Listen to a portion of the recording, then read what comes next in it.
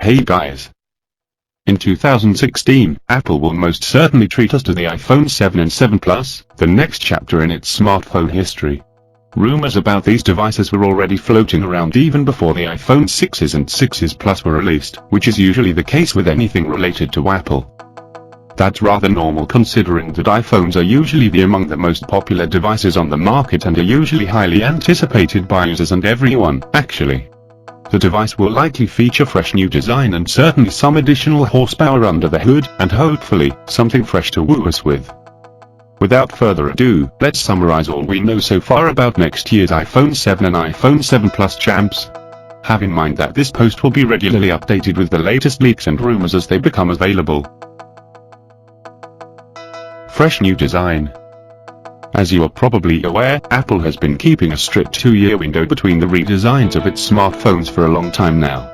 Thus, we have the iPhone 6s vastly similar to the iPhone 6, the iPhone 5s mostly alike with the iPhone 5, the iPhone 4s indistinguishable from the iPhone 4, and so on.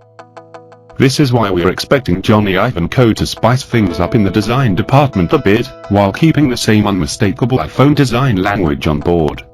While we don't know to what extent the iPhone 7 will shake things up in the design department, we are somewhat certain that the next iteration of the venerable iOS flagship won't stray away that much from the exterior looks of the 6 and 6s, 6 Plus and 6s Plus. Still, this is a wild guess at best, and we will have to wait for the first leaks and renders of the iPhone 7 to pop up before we can say whether it will succeed the iPhone 6 inches the design department or be something entirely different. Yes, we wouldn't mind it if Apple decided to come back to the 90-degree edges of the iPhone 5 and 5s era. In this day and age where most manufacturers are largely employing rounded frames, it would be a breath of fresh air. Still, we will have to wait a bit before we get our first glimpse of iPhone 7 and 7 Plus looks. As far as build materials are concerned, Apple is most likely sticking with aluminum, and judging by the iPhone 6s, that'd be Series 7000 aluminum.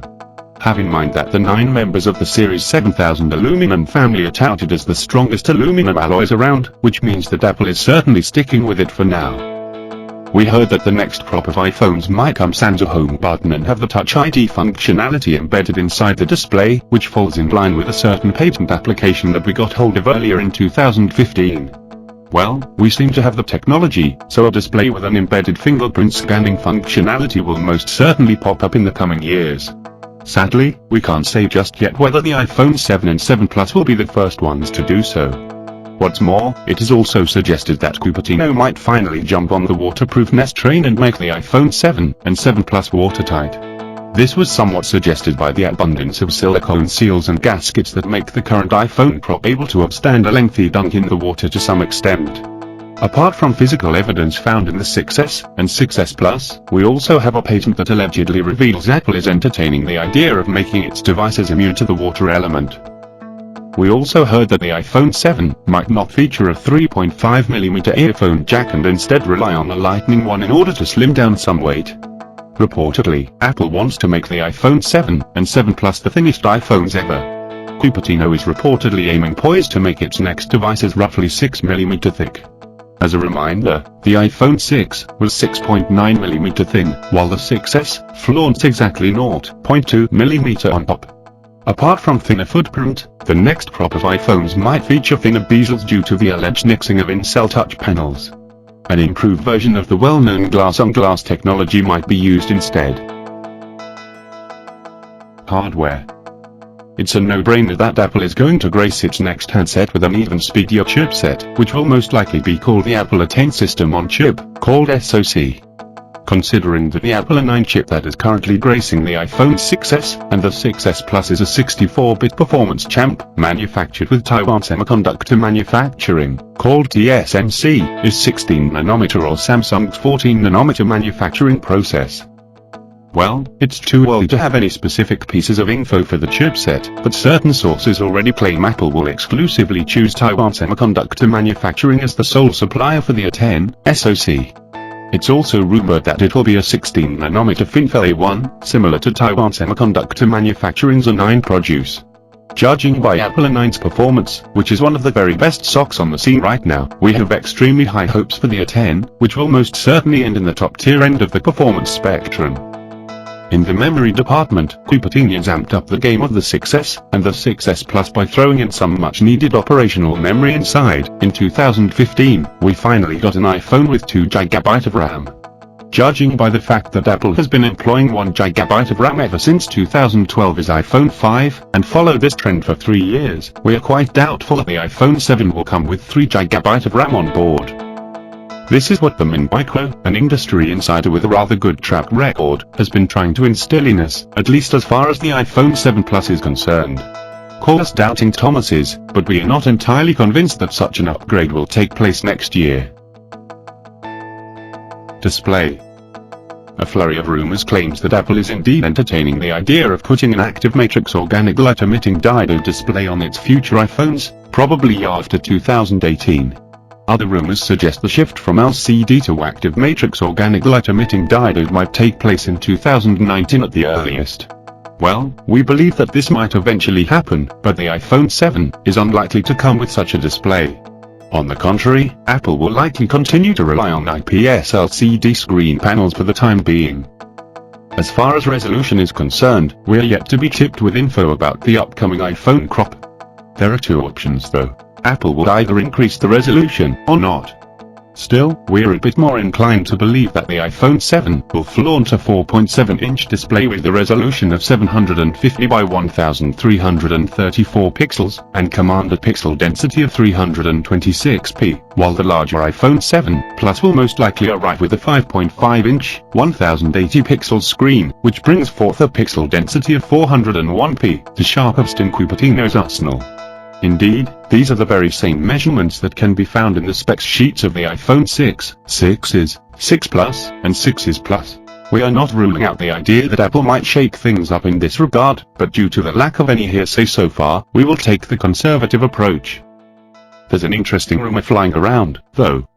It seems that Apple was poised to develop its own set of display drivers for the iPhone 7 and 7 Plus order to boost image sharpness and battery life, but fell behind schedule and had to place orders for Synaptics display controllers. In case you don't know, Synaptics is Apple's supplier of touch and display drivers. 3D Touch. 3D Touch is here to stay, and will most likely score new functionalities along the way.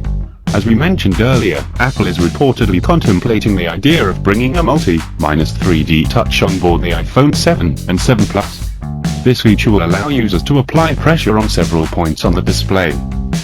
Hopefully, this would be used for a wider range of UI interactions, and not just for your usual shoot 'em up game. We know nothing else about 3D Touch on the next crop of iPhones, but we suppose that we won't hear anything until the device is official, as we expect the majority of changes to be in the interface and the software functionality of the pressure sensing feature. Camera. So far, we've heard nothing new about the iPhone 7 camera, but similarly to the RAM, it got substantially updated with the iPhone 6s and 6s Plus earlier this year. The latter scored nifty 12-megapixel rear cameras with smaller pixel size, 122, as well as 5-megapixel front-facing selfie-centric ones, which is quite the improvement over the 1.2-megapixel that graced previous generations of the device. This makes us think that Apple most likely won't bother to increase its megapixel count in 2016. However, we are certain that Cupertino will throw some nice improvements or even new functionalities in its next iPhones, in order to step up their photography game. We can only imagine what these might be, and needless to say, impatient to check them out. We are certain that the rumor mill will give us one of the possible new camera-specific features of the iPhone 7 and iPhone 7 Plus is a bit far-fetched, but not entirely implausible. According to a report we got hold of a week or so ago, we heard that Apple might employ a dual camera setup on its next devices. There is not much room for speculation here, folks. One of the cameras will likely be used for depth perception, whereas the other one will act as a regular one. The resulting photos might have adjustable focus. Have in mind that this rumor is in the wild west of New England right now, so until we get hold of some alleged chassis leaks, we can't say whether this will turn out to be true or merely vaporware. Judging by the performance of iPhone 6's camera, we have rather high hopes for the iPhone 7's one. Apple is traditionally strong in the field of mobile photography, so we expect 2016's iPhones to be solid camera phones. Release date.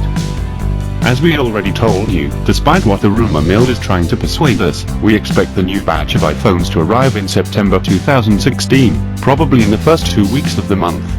That's the usual time window in which Apple hosts an iPhone-centric event and shows us its new gadgets. This has been Cupertino practice for the last couple of years, so we see zero reasons for Apple to break this tradition in 2016.